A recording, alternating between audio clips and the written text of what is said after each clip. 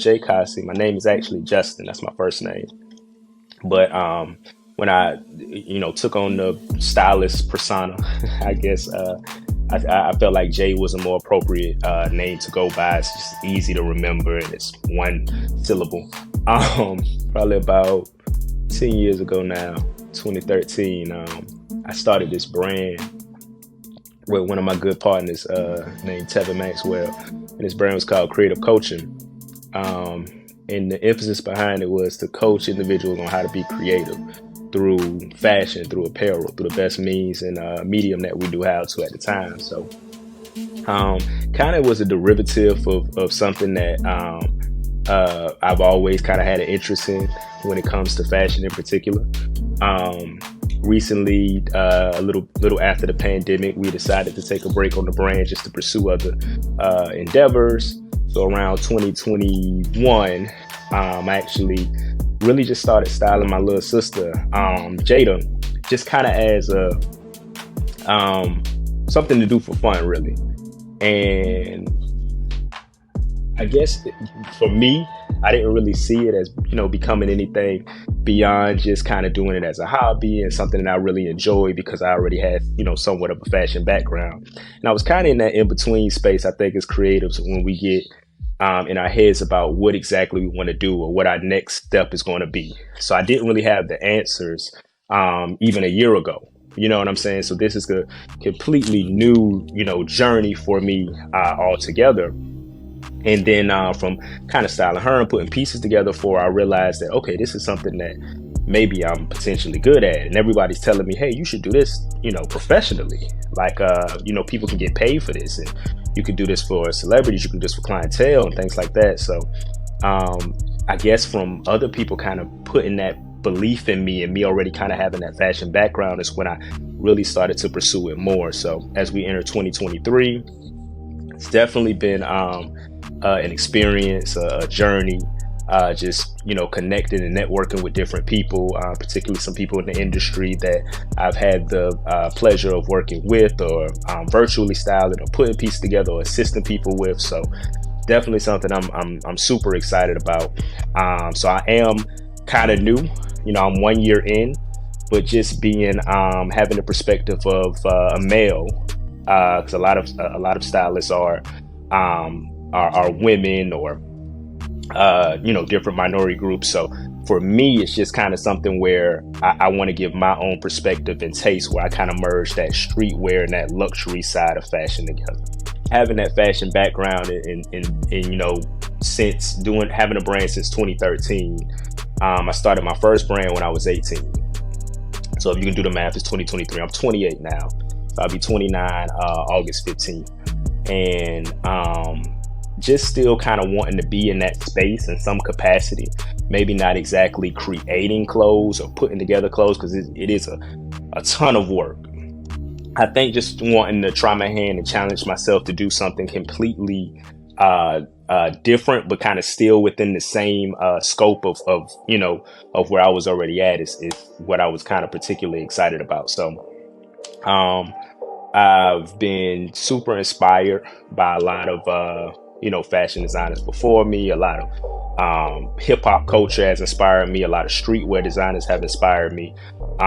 Some of my friends, people around me inspire me. So I think just being able to merge that art, streetwear, that luxury side of things all together is kind of what makes it the development of who I became as, who I'm becoming as a stylist now. So I don't know.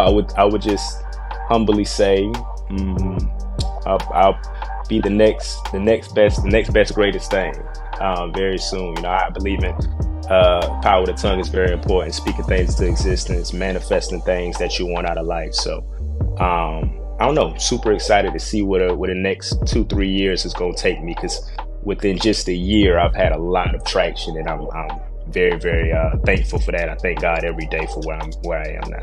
For me, the way you present something is very important. So the way that you kind of attack a particular industry or the way that you market yourself, that is literally everything. So I've always had a knack for kind of setting myself aside from other people who are doing the same thing. So For instance, it's 1,000,001 rappers, 1,000,001 singers, 1,000,001 stylists, 1,000,001 clothing designers. How can you separate yourself apart from the people that's doing the same thing as you? It's not just enough to be talented and to be super dope. That is important, but a lot of people have the talent. How do we kind of set ourselves aside and just have a new approach? So Instagram Reels, I knew was something that was kind of taking off and really getting people exposure. I realized that pictures and things wasn't doing it anymore. So I'm like, okay, cool. I can do Reels that can just be, basic, or we can do something completely different. So me and my sister, I would come to her with these crazy ideas, and I'd be like, all right, we're going to do this, this, and this, and this, and transition, and it's going to look like this. Most times she'd be like, what are you talking about? So she don't actually see it before it actually come, into fruition, but I kind of already have the vision. So a lot of times I kind of write it out either on my phone or in a journal or something, just to kind of do piece by piece. So I know that we're shooting the right scenes, and then we come together and it just, it does really well. So I was doing it on Instagram for a while, and everybody was like, you need to get on TikTok. Like, TikTok is really where it's at. I was very reluctant, so I'm just like, So I think I started TikTok. I had like 60 followers at the time.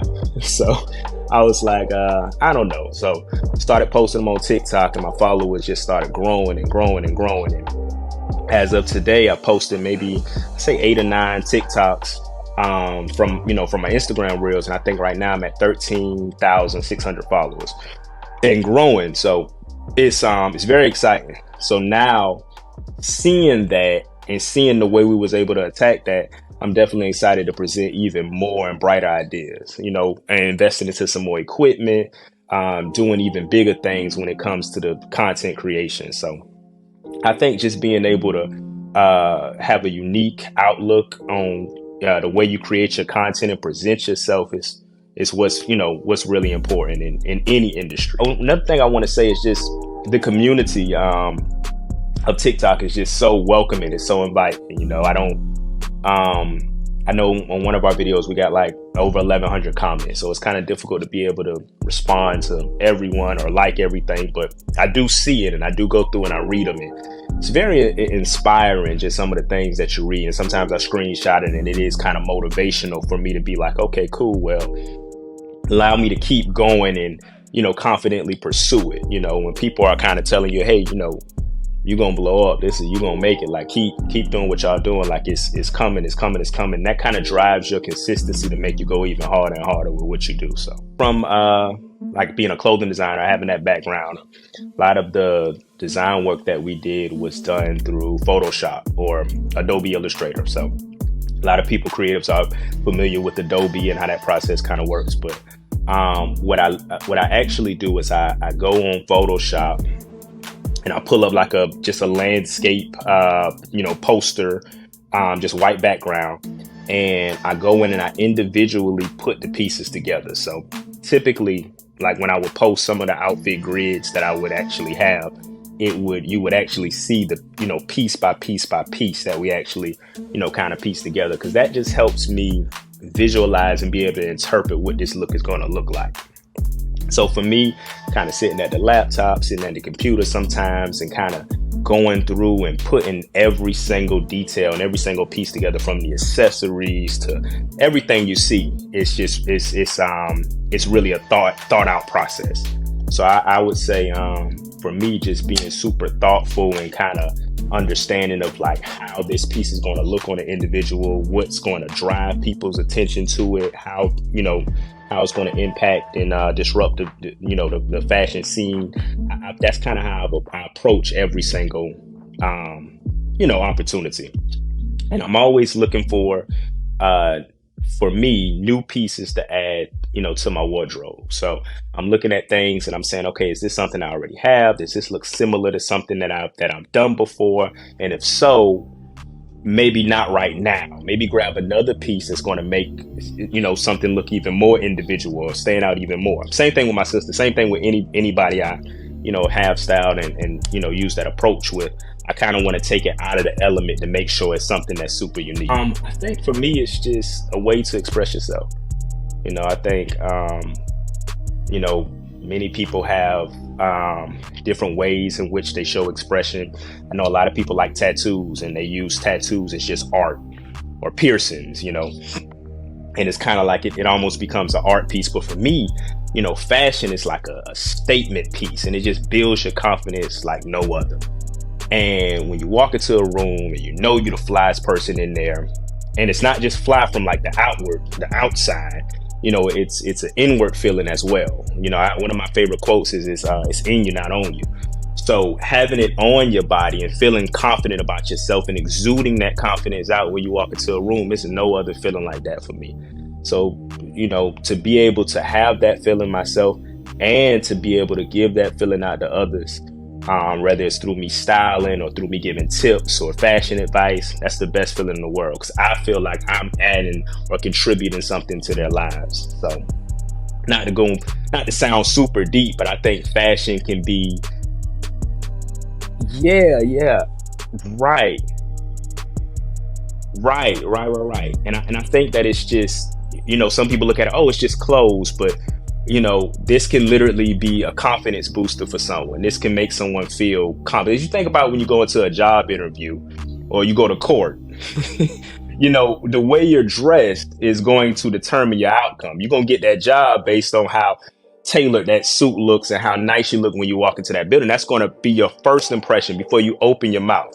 You could be the the most qualified person for that position. If your suit is 3 sizes too big, they're automatically judging you before you've even said anything. That's how important fashion is. Same thing with court. You go to court, you fight in a major case, and it's different when you look like an inmate or you look like a distinguished gentleman. You're gonna have 2 different outcomes. So for me, I think it goes as deeply rooted as just making you feel as confident as possible when you walk into any situation. And I visualize it all the time. I'm visualizing and manifesting. But one of my major goals is styling at the Met Gala. I watch how typically the Met Gala has themes. So every year there's a theme. This year's theme was Karl Lagerfeld, so they were paying tribute to him. And then the themes are very important. And previous theme was camp, which camp is kind of like a haute couture level of fashion. It's like super outrageous, and just these flamboyant outfits and things that you would typically see like at a runway show. It's not practical to wear out to dinner, but it's something that when you see it at the Met Gala, it's like, oh wow, that's so beautiful, like a dress with a million feathers or something like that. Those camp styles, just kind of being a part of something like that, whether it's through me styling a person directly or even assisting, I would be grateful just for that opportunity. That's one of my biggest goals. That's kind of like one of the aha, or I made it, kind of moments, to be able to to do that. It's something that we watch every year. Every time the Met Gala comes out, it's all over the Shade Room and every blog. You're looking at all the pictures and critiquing outfits. So just being a part of that conversation for me, that would be something that is, just mind blowing. So that's definitely something I'm working towards. And approaching it with a young, fresh streetwear, perspective as well. You know what I'm saying? So still kind of being myself and representing me in that space is definitely something that I'm looking forward to doing. So I would just say be you and be individual with what you bring or what you present to fashion, whether it's through a clothing brand, whether it's through styling, whether it's through whatever your medium is, your introduction into fashion.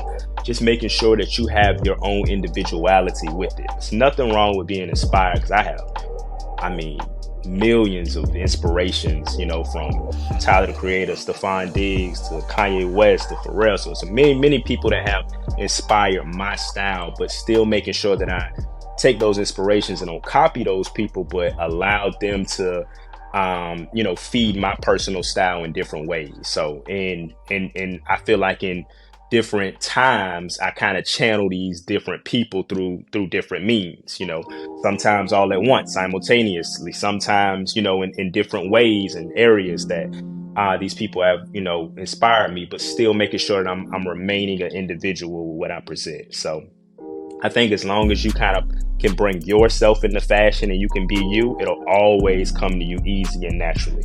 When you're trying to go out and be somebody else or almost copy another individual style and be, embody that person, it becomes difficult because if they don't move, you can't move. So I think just having those inspirations, but also being individual in your approach is super, super important. And that's just my, all around advice with approaching the industry.